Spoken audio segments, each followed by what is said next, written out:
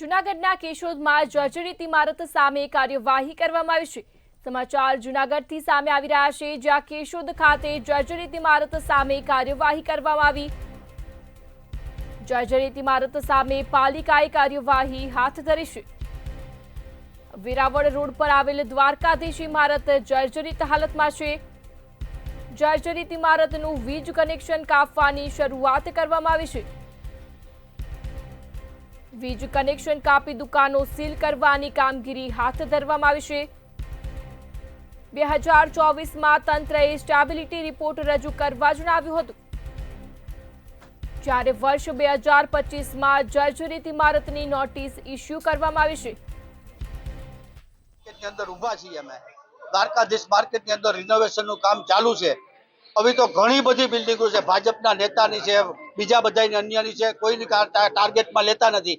દ્વારકાધીશ માર્કેટની અંદર એક જ ટાર્ગેટ લીધો કે દ્વારકાધીશ માર્કેટ બિલ્ડિંગ પાડી નાખો। સાહેબ આવીને સીલ મારી જાય છે, મીટરના કનેક્શન કાપી જાય છે, કાંઈ સાંભળતા નથી કોઈની વસ્તુ। અને અત્યારે અમે 400 જણા દુકાનવાળા છે, એનું નગરપાલિકામાંથી એક લિસ્ટ આપે અમને, એટલે અમે એ પૈસા ઉઘરાવીને બિલ્ડિંગને આખું રિનોવેશન કમ્પ્લીટ કરીને અમે આપશું। એની અમને મુદત આપે। 2-4 મહિના કામ ચાલુ છે, છતાંય અમને હજી મુદત આપે એવી અમારી નમ્ર વિનંતી છે। મુકેશ વાઘેલા, કેશોદ નગરપાલિકા ચીફ ઓફિસર। કેશોદ નગરપાલિકા વિસ્તારમાં વેરાવળ રોડ પર દ્વારકાધીશ કરીને જે જર્જરિત બિલ્ડિંગ છે, જેમાં આશરે 419 જેટલી દુકાનો છે અને એમાંથી 110 જેટલી દુકાનોનો વપરાશ ચાલુ છે।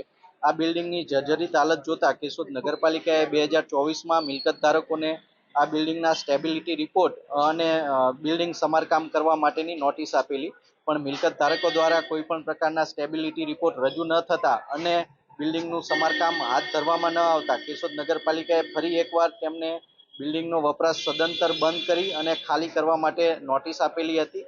આમ છતાં આ બાબતે મિલકત ધારકો દ્વારા કોઈ પણ પ્રકારની ગંભીરતા ન દર્શાવી અને બિલ્ડિંગનો વપરાશ ચાલુ રાખવામાં આવેલો હતો, જેથી કેશોદ નગરપાલિકાએ હમણાં જ એક અઠવાડિયા પહેલા બિલ્ડિંગના જે મિલકત ધારકો છે તેમને બિલ્ડિંગ ખાલી કરી પોતાનો માલ સામાન હટાવી જવા માટેની એક આખરી નોટિસ આપેલી હતી। જે